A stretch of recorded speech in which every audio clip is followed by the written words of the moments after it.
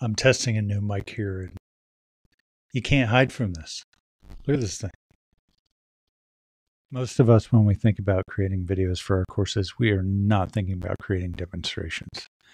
We are thinking about creating lectures. Whether we're teaching chemistry, biology, accounting, we're thinking about disseminating facts, highlighting key components in those facts, explaining the causes, context, consequences, what if scenarios, different interpretations.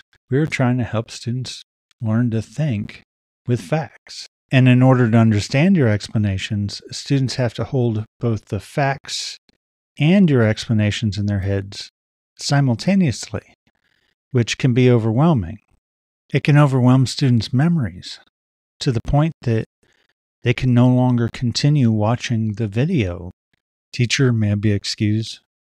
My brain is full.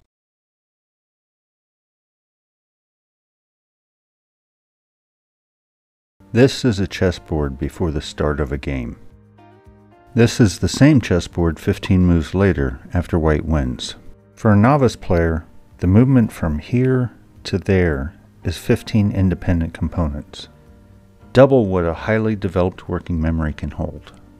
The novice has to simultaneously retain new information and any explanations about it.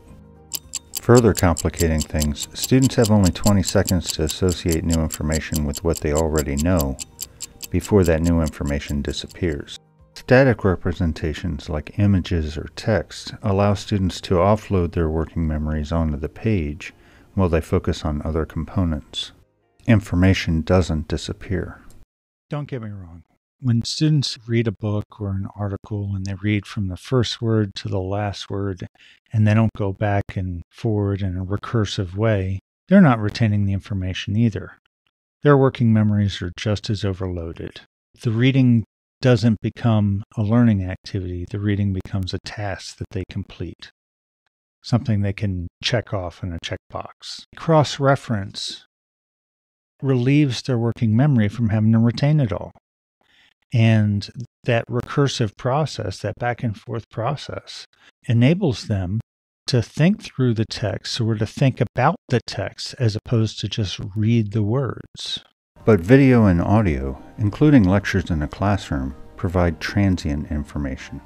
By definition, a video is a series of frames. Each frame of information disappears and is replaced by a new one. Students can rewind and rewatch, but that's not the same as cross-referencing a graph or highlighted text. It doesn't spare the working memory. Once a distraction or additional course content pushes out novel information, the working memory can't retrieve it again. So when that lost information becomes necessary to understanding future explanations, it's the students who are lost. Ask yourself, do students already know enough to process your explanations without also having to memorize the facts you're explaining? In the example of this chess lesson, do students already know these 15 moves? Or are the students struggling to remember them while also listening to your explanation of their key components? If students have a low baseline knowledge of the facts, then maybe a lecture isn't the best thing to start with. Perhaps reading assignments or handouts would better suit the students. You can use those types of assignments in order to prepare students for video lectures. Just make sure to assign enough time between those assignments and the lectures that students are likely to sleep.